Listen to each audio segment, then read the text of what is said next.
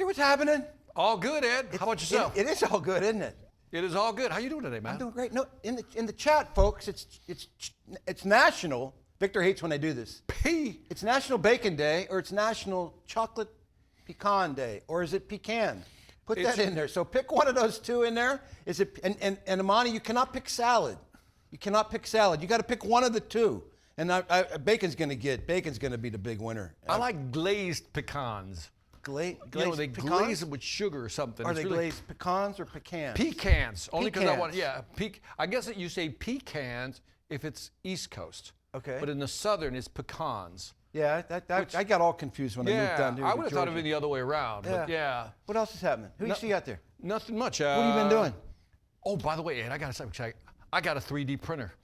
Did you really? I've been going to town on a 3D printer, man. What was like your first project? A little boat. Okay. For my granddaughter, a little boat. Nice. And so I'm doing like pen cases. I did something like a cigar box now. What'd you drop on that? About $1,000. Okay. It wasn't that. So it's got like 4 spools, 4 different colors. You can change them out, and it keeps me busy. And by the way, all app driven. You should try it. I got nothing.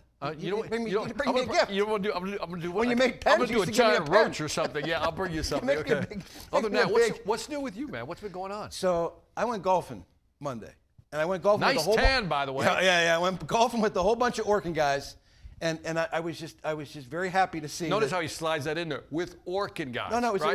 it was a fundraiser, and I was Okay. up there with Brian Clark. You know, Brian Clark from BC, Youngstown, okay. BC, always on the list. He's there again this time. Okay. And I'm just tickled to death that he's just a really crappy golfer. Is he? So that means he's not golfing and he's working all the time. Yeah. So there should not be a really good Orkin golfer, I don't think. So we should, if you're ever golfing and you got a foursome going on, keep Brian off your team, is what you're saying. Oh yeah, and keep me off your team, and heed your wife's advice. So I'm leaving in the morning. It's cloudy, right? And she says, "You better take some sunscreen with you. It's supposed to get sunny." Well, you can tell I didn't. So I'll be peeling, and my face will be falling off for the next couple of days. That's horrible. That's But horrible. listen to your spouse. Use your head. Who else you see out there? I see Brian Brockman. Sean Baby. Riley is hitting that coffee already, man. He's got the whole mug going, man. It's like, yeah. Michael Krause is in the house. Rodney Fuhr looks like he's bored to death with us. Susan Dorman? She's like, oh God, do I have to watch these guys? She does. talk? She does look I'm like she's a disappointed little to be bored. here. Like, doesn't even want to do this thing with us. Got Like, let me Jason. Let me see. I got Tara. I saw Tim Tara a little bit. I went to a whole bunch. I think I've been in 9 or 10 branches in the past like 3 weeks. So I've been having a blast. Yeah. It's What kinda- have you found? I mean, anything interesting? Just finding great salespeople and lots of clean places and lots of people anything looking memorable? sharp. Anything memorable from one of these? A good. So it's for tomorrow, but I bumped into a young kid down there in Cincinnati that is just killing it coming out of the gates. Is he? First month out, he sold $150,000. Holy crap! Okay, nicely Just done. sick. But no, just good to see. get out and about. Who else you see out We there? got, is that Rick Soper or do you say Super? He probably says Super because he just wants to feel good about Jason's himself. in the house with his team. Yeah, man. Orlando is here. Sweet. Chris, Billy Belmonte's by the here. way, Billy Chris, Belmonte. not me, you. Who? Chris, you. I just like to say Chris. there Chris, you what's go. up? There's Billy Belmonte. Billy Belmonte has taken over the top spot in our President's Club run. Is he? For our account All right, so he's managers. actually He doing is some number real work. one. My man. No, I'm not jinxing you, Good Billy. job. I'm not talking about that no-hitter before it happens, but you get after it, brother. Jason walks in the house. Duquette. Dylan Campbell. Did I get There that you right? go. I probably Dylan screwed Campbell. that up. I'm sorry, Steven. I can barely see it from here, man. I got this like this is screen. Who else you got here? Let me see. I don't know. I'm still on Chris You. I just like that name. Jason Civitone's here without his hat on. Civatoni. He doesn't have Can his hat on. Civatoni He's smiling sell? at us. Is he on the list? Did Oh, he yeah, make it? oh, yeah, he's on the list. Is he? I've been concerned about Jason lately. Billy, you better watch out. When they figure out all them sales he made, when they get them posted, he just may blow right by you as soon as they figure that all out. Cool. All right. There's Mr. Richard in Pittsburgh and see. his new branch. By the way, Ron Frey likes chocolate-covered bacon. Is that a thing? I don't think that's a thing. I think he's making that up. I don't know. Chocolate-covered bacon. I don't think that's a thing, man. It's All right. pecan. Brian Hogan says it's Yeah, pecan. it's like I said, it's regional, man. So All right. What else you got? that's all. I'm ready. I'm Let's ready to get moving. going, man. Yeah, let's get going. Let's 'cause do we it. We got some content to talk about. I'm going to talk about, I guess, the month of July sales. We're sitting here in August, and just share a pretty strong performance commercially. We went on the local commercial side. We were 11.7% ahead of last year. Again, that double-digit thing Nice, just keep nice. ringing. National team sales, we were up like 19%, just crazy good. That beat just continues to go on, and total commercial sales across all the buckets that we measure, we were up Victor 13% year over year. I mean, just phenomenal. Year to date, the story's about the same. We're just a tad off on the local commercial sales. We're sitting about 8.8% over last year, but we'll catch that up with the way these folks are selling. Team sales are up 40% year over year. Just 40. 40. That's You know, when you add up all our commercial Yeah. sales, we're up 14% year over year for the year through 7 months of the year, which is just spectacular. Yeah. Victor, it's $140 million in commercial sales. 140 million, 14% increase. amazing And again, we keep telling the story here that since COVID, these folks have been driving double-digit increases. It's incredible. It's like I feel like a broken record when we talk about this. Like incredible. What do you want me to say? Just not seeing. Nice job. Great job. We did have a bit of a miss What? on our profit. Oh. So, you know, we're just, you know, sometimes you can bring all that revenue and you get some crazy stuff happen. I mean, some accounting things, some functions, some marketing spends, just getting in the wrong It was buckets. marketing's fault, is what No, you're saying. No, I didn't say that. Let me Kinda sounds retract, like let me it was retract that. Like it wasn't the salespeople's fault. It was marketing's fault. I know it wasn't their fault. I mean, look Ah. at them numbers. The revenue was there, right? Dear Tarantello. No, that's not him. It's not his fault. And blame Cam if you're going to blame anybody.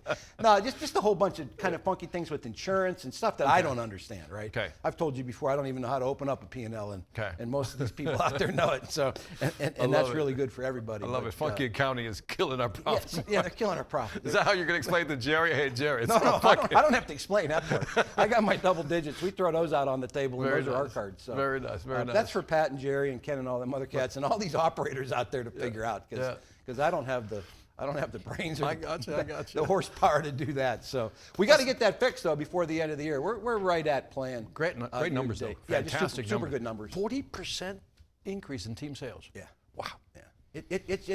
And you'll see it when You gotta breathe on that one. We're gonna move to the list now, but you'll Yeah. see it. A lot of these folks that are hitting this list now, they're not getting there without team sales. Okay. And as an account manager, you're not getting a President's Club without tipping your toe pretty heavily into team sales. Gotcha. Yeah, I think the math I did on it last year that you know the average person that went to President's Club last year commercially, the account managers, the 25 of them that went, you know, like 85% of them had like 25% or more in team sales. Interesting. And you'll see that as we roll to That this. is an interesting number to keep track of, right? The Yeah. percentage of team sales within, Yeah, Okay. and it's something that if you're not on that bandwagon yet, jump on it, because I mean we are just slaying that space, and they're the more the merrier. You know, I talk to Mike Palermo a lot about this. We're just scratching the surface too, which is kind of weird, right? We're just scratching the surface on this, and so much more to go get. So much more to go get. Yeah, that's the scary part that you say you're just scratching the surface because there's so many opportunities. Amen. Nice. Amen.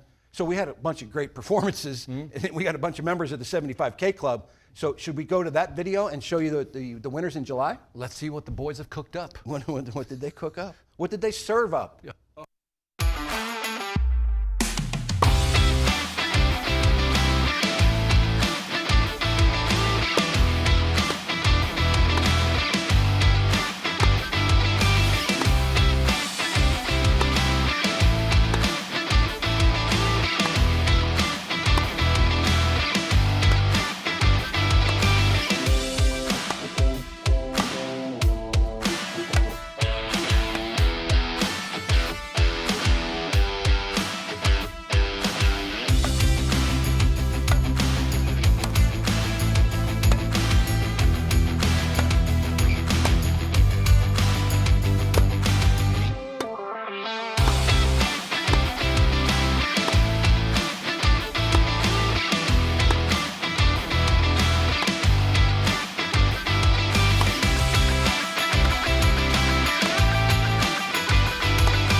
Game, set, match.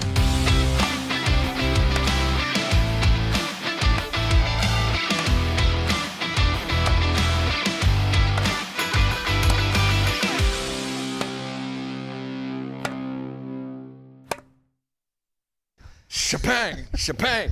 I can't play tennis for crap. Have you played tennis? Never in my life. I played some racquetball, but you can tell we can't play tennis. The only thing that comes to mind when somebody hands me one of this is my mother whacking me with one. You know what we used them for when we were kids growing up? Like, I swear to God, we lived in an old house. Yeah. Anybody know what we used them for? In an old 100-year-old house. What did we use tennis rackets for? Put it in the chat.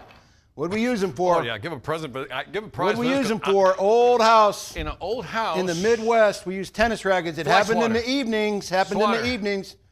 Yeah, what were we swatting? Bats. Bats. Anybody put it in the chat? Yeah. Okay, Michael, cool. Holy crap, he got that. The greatest Bats. tool ever. Where did you live? I lived on In the Transylvania? the south side of Youngstown, man. There's a place called Transylvania, Youngstown. I'm telling you. No, Batson, man, who yeah, got this it is right? the Who greatest tool ever. Yeah, Tony Lee. I think Tony Lee was first. No, I'm going to go all the way to the top. I want to see who got it in first. I think it was Ron Watson probably got it in first. There you go. Ron Wow. Watson. Kill roaches, yeah, okay. Roaches, man. you Joe make 'em Snell said shoppings. Doing what? I have no idea what he's talking about. I don't Carpenter either. bees, yeah, walking, and some. Oh, Corey says walking bats. I think he meant whacking bats. I think it was just carpenter bees. Brader Raker says Dracula. Carpenter bees, yeah, carpenter bees as well. Yeah. Joe Snell's with me. Whoopings. Whoopings, Yeah, just. We got beat with a belt. My dad was a fireman before he graduated from college. We got beat with a fire belt, man. And My father. I shouldn't tell that My publicly. father would touch his belt. And and that was over. he would say your name. First he'd say your name. That's start- DEFCON level 1. Then he'd touch his belt and say your name. That was DEFCON level 2. And then every Spanish person knows this. He would take out the belt and just hold it in front of you. Say smell it in Spanish, and that would end every conversation. Smell that. I'm like, no, I don't want to smell that leather. So No wonder you're so warped. yeah, I am messed up. Hey, So- Nick Nervick wants to know what that big sale was. This is really cool. Jason Long he got paid on $431,000. $431,000. Let's run some numbers. Really That's- cool story. yeah. Yeah, you figure out the math on that. I Amazing can't even number. do the calculation. Congratulations. But I asked Chris Tame to give me some detail. I had heard about the sale. I knew about the sale. It was Yeah. coming. So it's a big Saddle Creek facility down there in Florida, and weird kind of thing. We used to do it years ago, and we'd proposed it like 5 or 6 years ago. Yeah. But Jason bumps in. True story. Bumps into this dude at Publix, the grocery store in the Right. Southeast, big grocery store chain in the Southeast for the rest of the folks around the country. He's got his Orkin uniform on. And the guy says to him, "You work for Orkin?" And they connected. And he's the buyer for the Saddle Creek facility. So that's how simple this stuff can start. Holy buckets. So, if you're not wearing your uniform everywhere you go, you're crazy. I'm going to see everybody go shopping now with their Orchid uniform. I'm going everywhere with my Orchid uniform. Absolutely. That's called branding. No, but I mean, I love that. And then they started grinding. Like Chris said, 150 hours worth of inspections on it. They served up something that the customer hadn't had. And Saddle Creek's a national account customer. Wait a minute, you said 150? 50 hours worth of inspection. This is a big place. I mean, I don't. Maybe Chris can put it in the chat how many pieces of equipment it was, but it was thousands of pieces of equipment. And it's weekly service. It's gold medal. Saddle Creek is out to an RFP right now, and they're only going out to an RFP. As Rob Rabisa shared this with us the other day. They're going out to RFP because they want to bring us all the business. When they sent the RFP to Rob, he said, "Well, should I be nervous?" He said, "No. You shouldn't be nervous. We want to take that business that we do with Rentokil and bring it to y'all." So I mean, just if there's any more, if Jason's on here, Chris Tame gave it some perspective here. Over 3 million square feet. Yeah. Because I'm thinking 140. You said right? Hours of inspections. of inspections. Yeah. Like, wow, that's okay. 3 I mean, they million killed square it. feet. Chris I sent me get some that. other notes. Wow. Yeah, anything else you want to add in there, Chris, would be crazy helpful. I mean, but, I'm running numbers in my mind. I mean, that's 3 weeks. Yeah. Like, you know what I mean? Yeah. 40 hours I mean, a week. I think think Chris was out there. I think Phil Holzapfel, the RM, was out there. I think we had a Wow. couple of folks from the national team out there. I mean, it was everybody chasing this thing down, and it all started, and it's running. That's an amazing story. Running like clockwork, and it's part of the reason again Jason what the Long. other Saddle Creek facilities were doing, that they're giving this opportunity. They literally. I've been there. said- It's a big facility. It's a beautiful place, by the way. Yeah, they got them all over too, Yeah. right? They got them all over. So Yeah. there's about 30 of them we don't do. So you look, you account managers and RSMs, look, pretty soon you're going to see requests for inspections coming when that RFP finally gets launched. Isn't that something? And we'll be able to get our toe in there and Yeah. grow that. And I don't know if there's any that big. There may not be. But What has been the biggest number? I think I've asked you this question before, so put you on the spot again. What has been the biggest monthly number that we've ever seen? Yeah, I think the biggest sale. It just happened. It's Jason and Angie and all them up there in Boston with that, and it's a lot of people up there with that with the airport. Okay. Yeah, I don't know. Angie or Jason can put it in there. I think we Okay. estimate that's going to be close to $2 million. Wow. By the time it's all done, I think they had like over $1 million in recurring, and just crazy sales. But I mean, there are some monster sales coming through. And you check that down. Even Andrew Osborne was involved in a bunch of them. I don't know what Robert's sale was out there in Salt Lake, but at 259, I got to believe that was a big bomb too. That's a big one.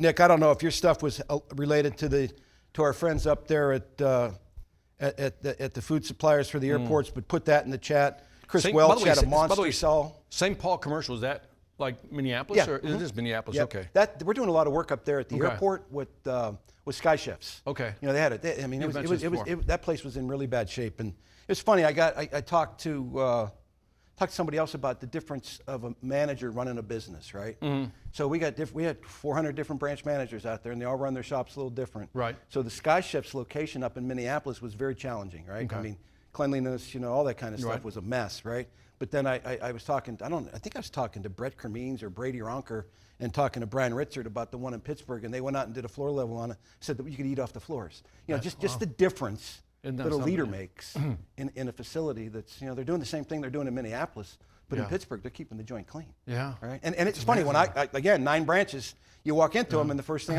what am I doing? You know, I'm looking around, you know, they keeping this place up. Is it looking sharp? Does it feel like a Yeah. place I want to work? Yeah. And I'd say 7 out of the 9, I'd be okay with them. A couple of them were stellar. Okay. Tara's branch in Cincinnati Commercial was the best I was in. Okay. Just buttoned up. It was a really cool space. And nice. just looked good. You know, just an outside observer maybe. Okay, But who else okay. do you see on the list? me see. Chris Welch is a good story too. You can't call him Chris. You just got to call him Welch. I was on the phone with him and Chris Tame. Again, Chris Tame is the RSM kind of Okay. focusing on this. This was an insulation job and an exclusion job Right. to a large multifamily property, right?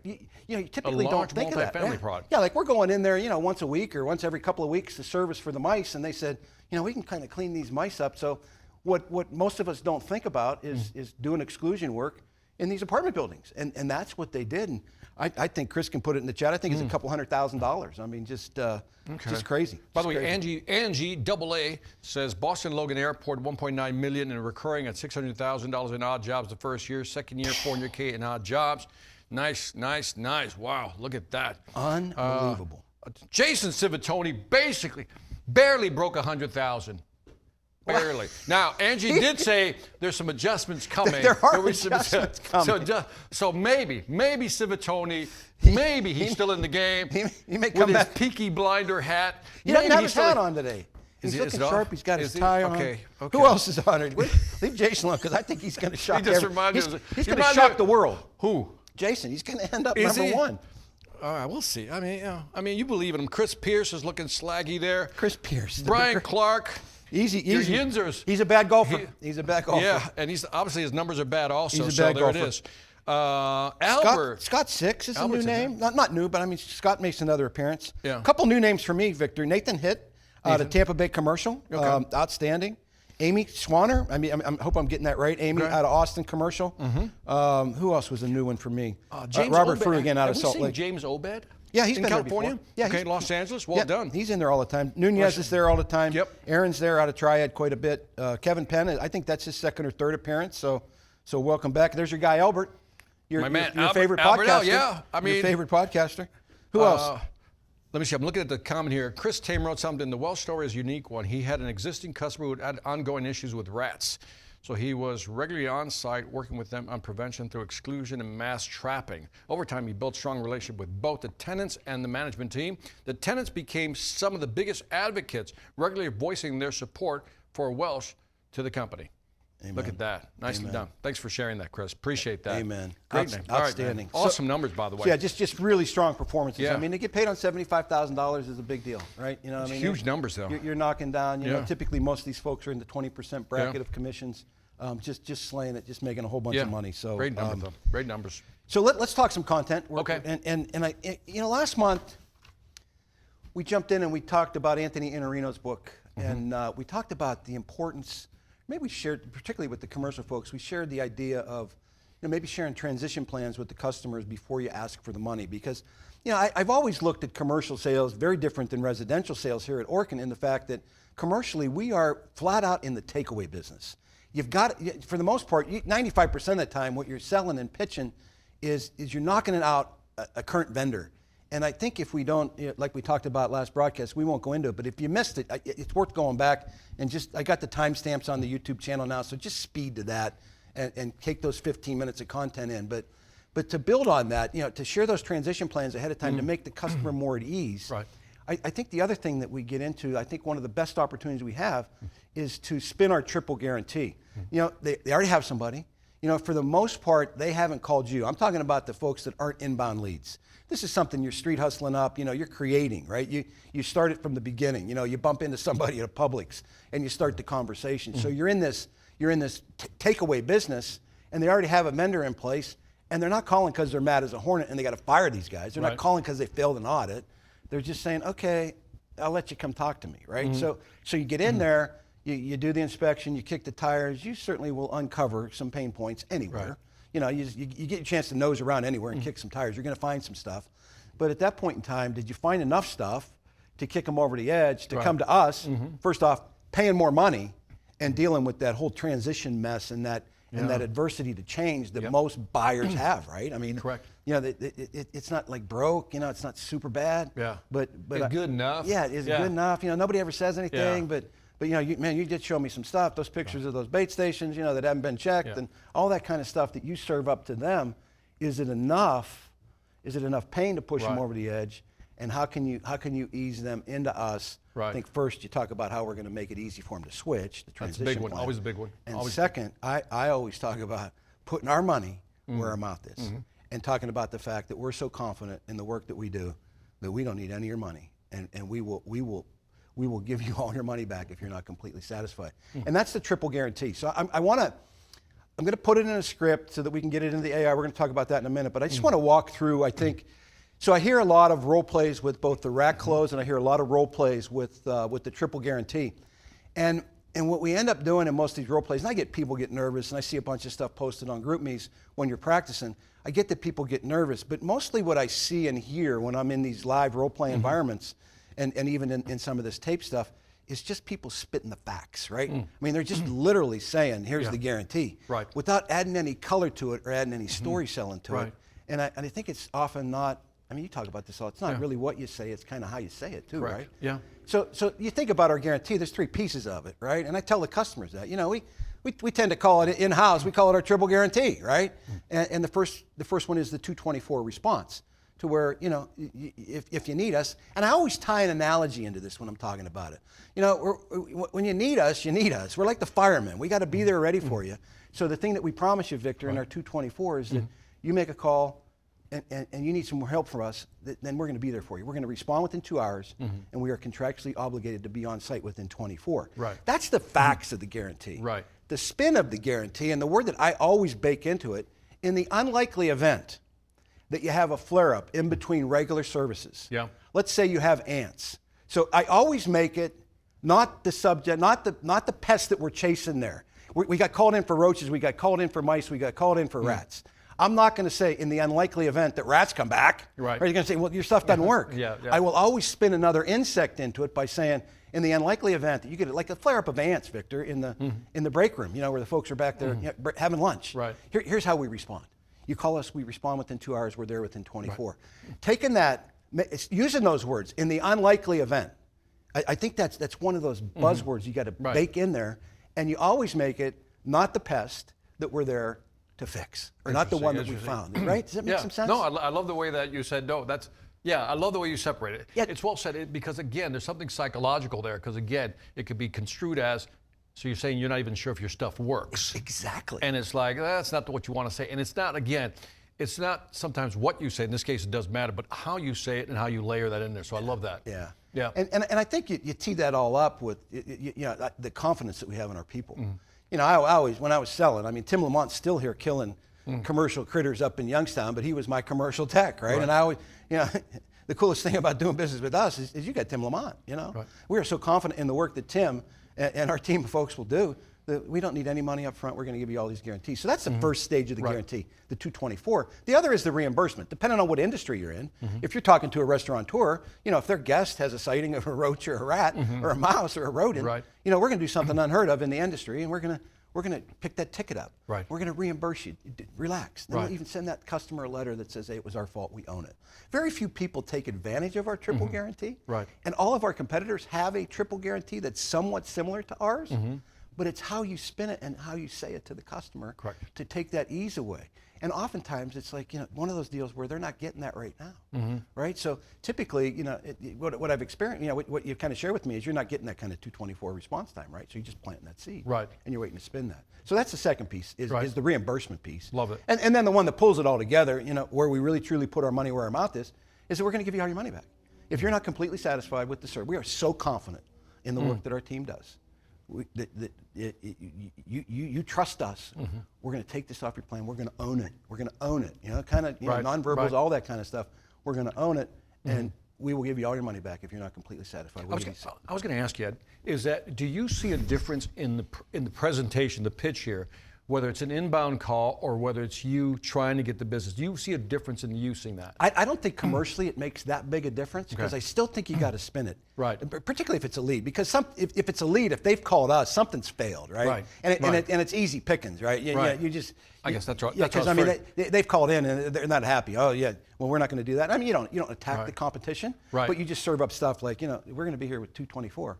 Right. Kind of what you shared with me, Victor. I don't know that that's really happening right now. That's all I kind of say. Yeah. I don't dive into, well, your current company doesn't do that, right? Or Terminex doesn't do that, or they don't do this. Right. All those kind of things. But I want to focus on the 95% of the business that these people sell that isn't the result of a lead. These folks, they get like 2-3 leads a month, right? I mean, people don't call in commercially because of that. They're happy with who they have. That big status quo thing that sits out there that is so difficult to I guess, drag them away to bring them over. And I think with the transition plan and the spin and the triple guarantee, I think it works that way.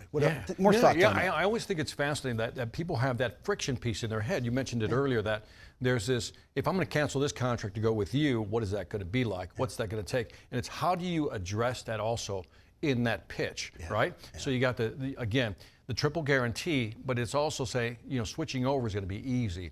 Like, what are some of the words or things that we say that makes it seem like, the transition is not going to be that hard? Well, I think we drilled that one last week quite a bit, last month, and just talked about, how we're going to hold their hand all the way through it. Right. Here's what we're going to do, boop, boop, boop, boop, boop. We've got to get a transition plan together for a large national account. Right.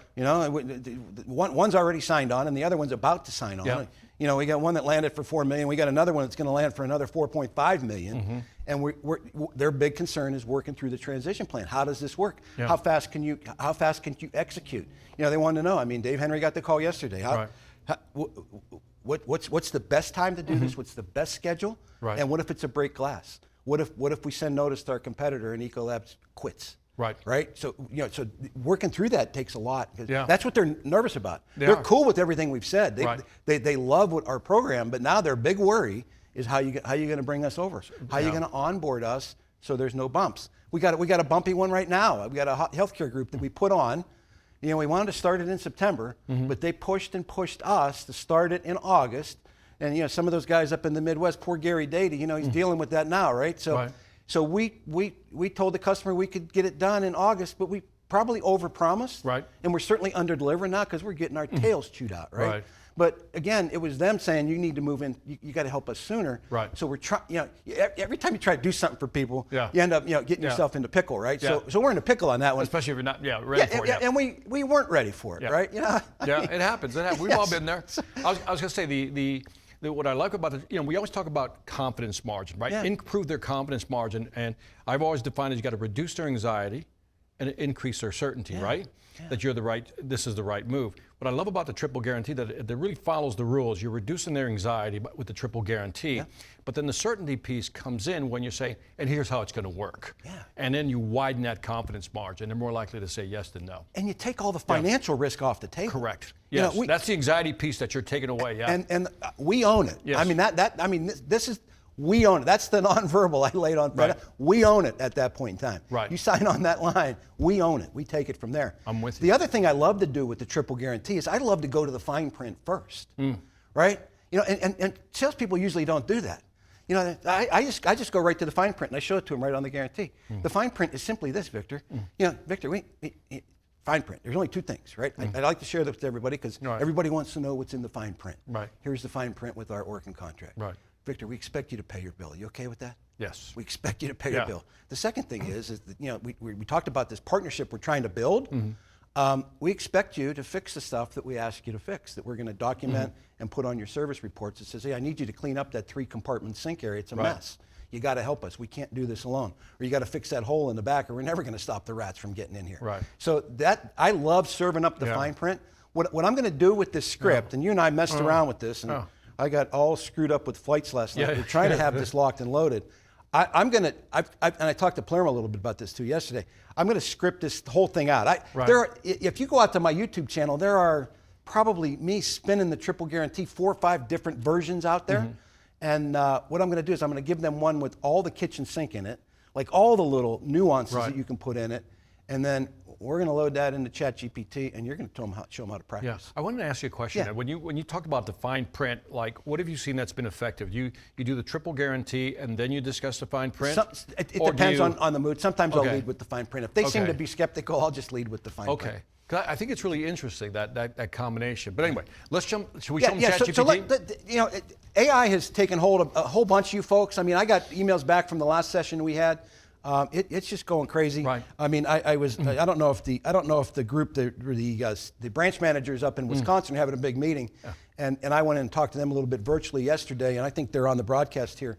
But they're making all AI is becoming really prevalent. Right. And I teased our team to get back after it. But let show them a way on how to practice with AI, because this is pretty sharp. All right. So let's check out AI for a second here. And again, it's role-playing with ChatGPT or any of the GPTs, right? So prompt engineering, as you know, is the practice of crafting or refining a prompt, basically an input. So let's skip that.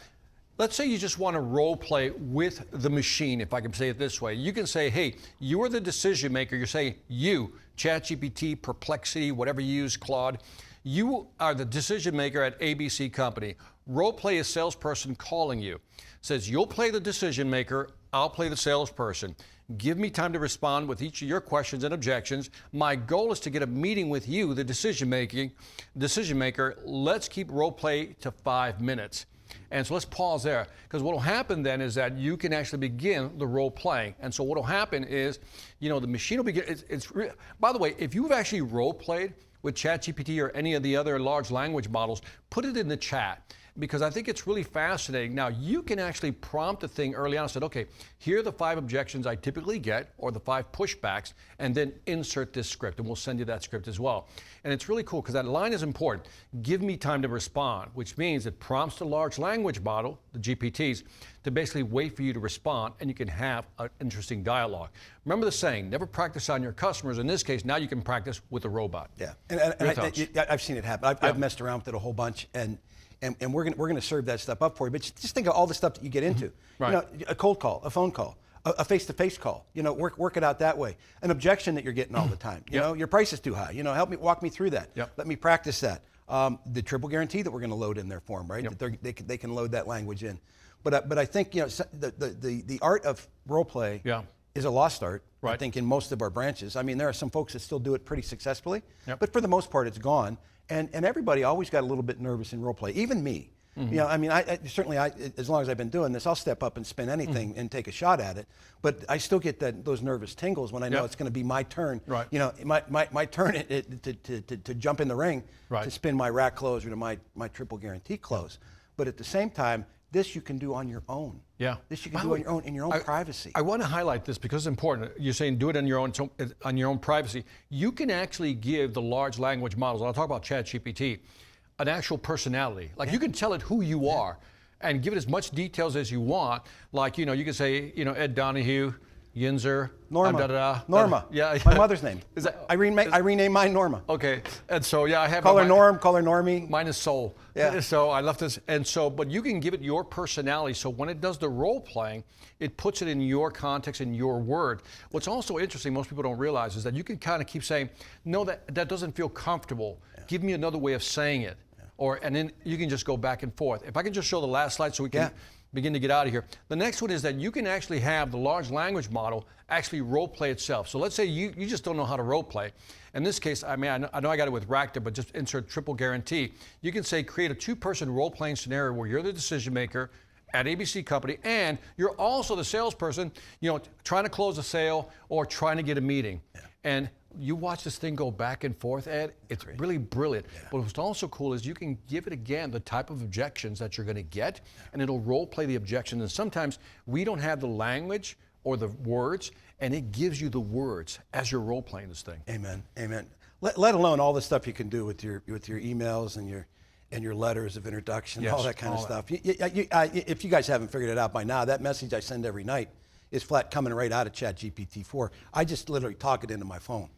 I do a little massaging with it, and it's all coming from there. I'm adding all the icons, all the emojis, all that kind of stuff is literally done on my phone. I never touch the keyboard other than copy and paste it into the email. This is so important because there is a genuine difference between typing something in role playing and then doing it voice. Yeah. And voice is more natural. And I think you'll enjoy the experience more. Have you found that? It's more enjoyable. 100%. Yeah. 100%. I don't want to type. I want to talk to it. And again, I mentioned this before. I haven't Googled anything in 7 or 8 months. Okay. If I got a question, last night, what's the national holidays for today? And here come the chocolate pecan. And And I want to note here. Joel Snell says, I did some fun practice with it. And Justin Toops says, one of my favorite things to do during a slump is work with ChatGPT or something. Amen. So Amen. Again, if you're not playing with the tools, I think you're missing out. And there's so many ways to kind of use some of the items here. And again, the discussion piece is always interesting. I'm trying to layer,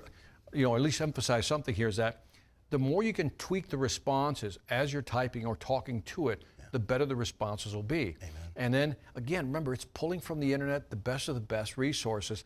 And I had a friend of mine call me yesterday, and he said, Victor, do you think ChatGPT really can mimic you? And I said, I think so. And he said, let me ask you a question. And he asked me the question. And sure enough, he'd already typed it into ChatGPT, and we matched him up.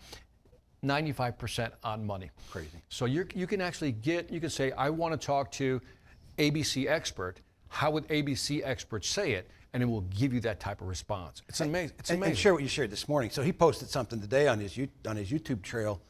It's in Spanish, and I said that's ChatGPT. He said yes, that's ChatGPT. Yeah, we're using took the whole presentation, right? Yeah, we're using I think it's 11 Labs. Yeah. So now it does the voice. So it's taken a video, one of my videos, and then it now translates it. It transcribes it, translates it. I gave it about 2 minutes of my voice, and then Spanish. It says, what Spanish do you want? So it's Spain Spanish, Argentinian Spanish, Mexico. Obviously for me, Puerto Rican Spanish.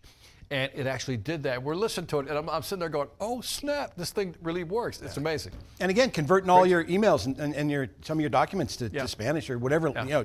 We got a lot of areas in the country where we call on folks that don't speak English. And again, remember that with ChatGPT, when you're using it with a customer that maybe doesn't speak English, you can say, what do you call it, Norma? Yeah. Norma, you can say, Norma, I'm going to speak English. My friend here is going to speak Spanish. Translate our conversation, and it will translate real time the conversation. It's amazing. Amen. Amen. So again, just trying to tease you to get your toe in the water. Let's get out of here. Get some housekeeping.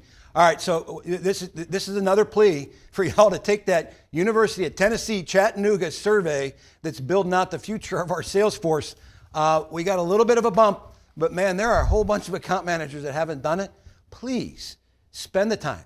Take 15 of your 1440 in a day and complete that survey. You're going to get reminded of it a couple more times, but let's just get this thing done. Sit down, knock it out, and we'll take it from there.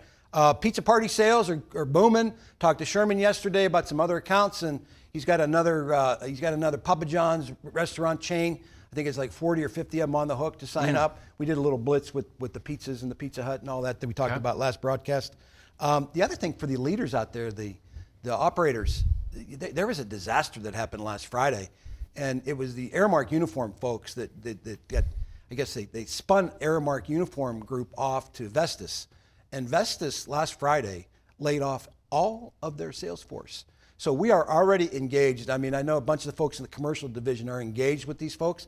There are some talented folks that are out there looking. Victor, they just pulled the plug on them. Really? Like thousands of salespeople. Both all the way up the food chain. I mean, they just let them all go because they're struggling financially.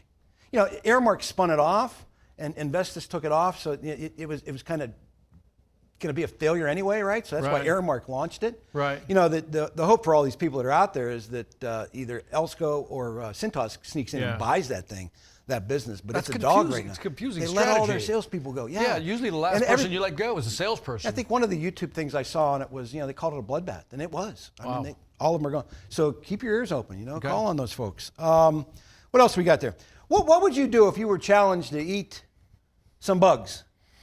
on a TV channel, Victor. Mm-hmm. Somebody was on a morning news show. Right. A CEO of maybe like a company called Truly Nolan. Truly, okay. And you got challenged. They ate bugs as they were doing their little demo, and they were and it all up with the folks. What would you do if you were Jerry Galoff and you got challenged by them to eat bugs? I don't know Jerry.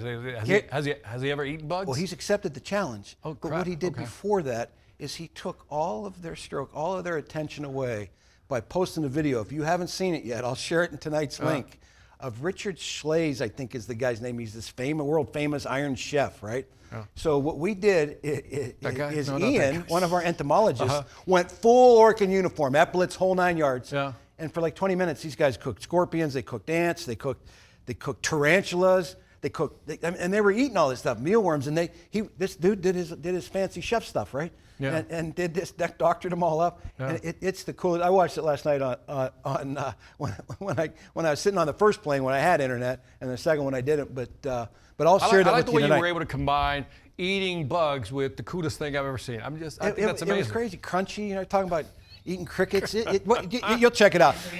A tarantula. But what happened was Jerry just stole all their thunder, right? They got this big feed. They think they're going to talk about eating bugs, and then he just slaps it down by posting the video right this video out. Right on her feed. Well done. To take it away. Very done. very well played. I think that's all I got for you right now. We don't have the date yet for next month's meeting, but we'll get that worked out either today or tomorrow. So appreciate what you're doing. Keep bringing those double digit increases. Appreciate y'all. Thank you.